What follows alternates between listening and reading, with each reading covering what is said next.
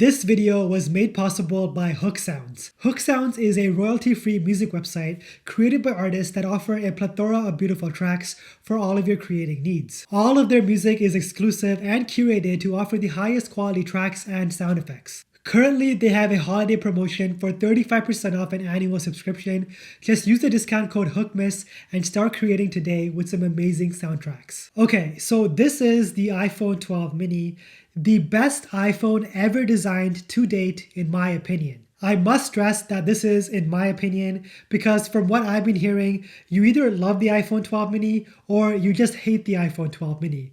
There is no in-between middle ground. This phone is kind of alright. So what is it about the iPhone 12 mini that makes it so polarizing for so many people? And why did I choose to go with the iPhone 12 mini over the iPhone 12 Pro Max as my daily driver in 2021? Well, let's talk.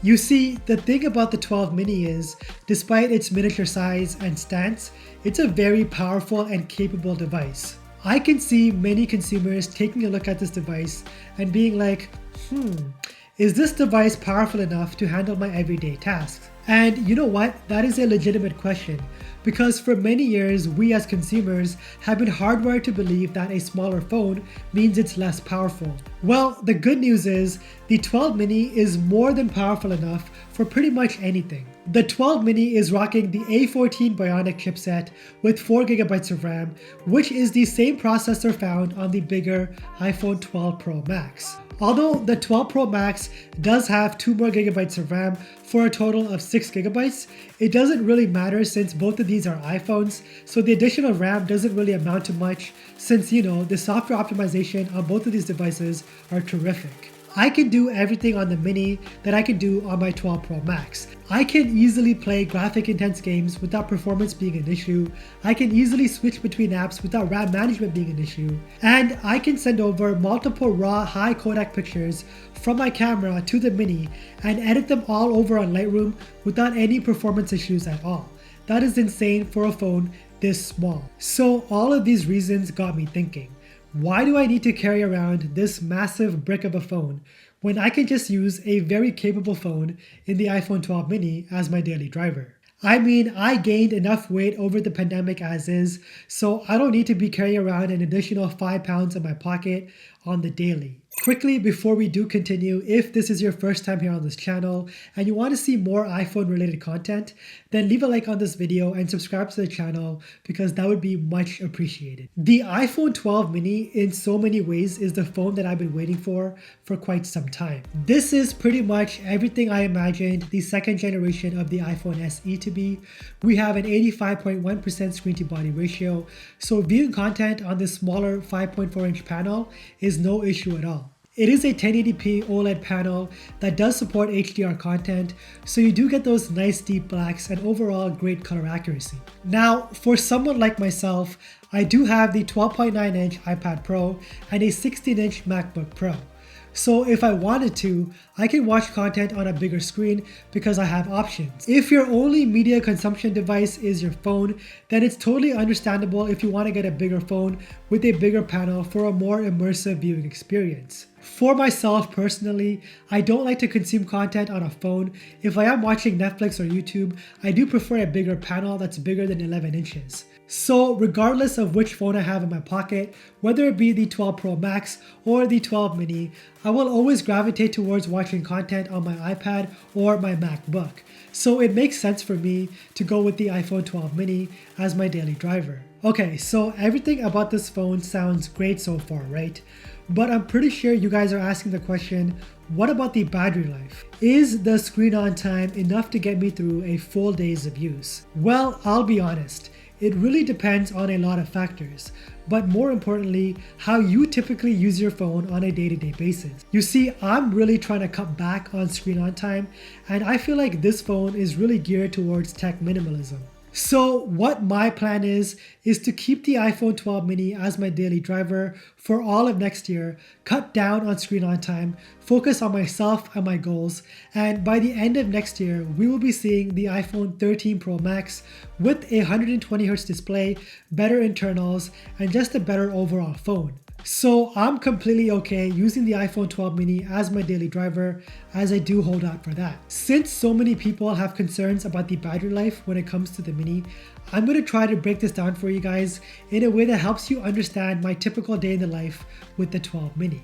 A typical day of usage in the life of RJ, that's me if you didn't know, consists of waking up around 6 a.m., laying in bed and checking notifications, emails, and social media for about an hour, which drains about 7% battery life. That is pretty similar to what I experience on the 12 Pro Max. If I don't have any classes that day, then usually from 7 a.m. to 12 p.m. I'm at my desk working on school and YouTube stuff, so I'm not on my phone as much. Past 12 p.m. though, anything is game. I usually like to go for an outdoor walk for about an hour, so I'll play some Apple Music, throw on my XM4s, and be out the door. I come back home around 1:30 p.m.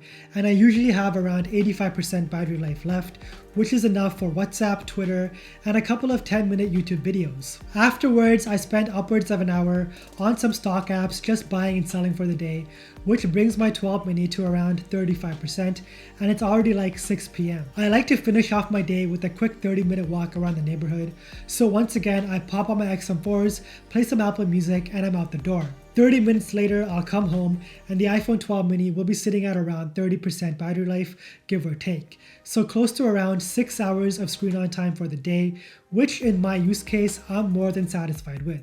I don't play too many games on my phone and I don't watch too many videos, both of which do use up a lot of battery life. So if you do have a similar usage pattern as myself, then the 12 mini is more than capable enough to get you through an entire day. And not to mention now with MagSafe, wireless charging is easier than ever before, so topping off this phone is fast and convenient. I hope that helped clear up any doubts you guys had about the 12 mini's battery life.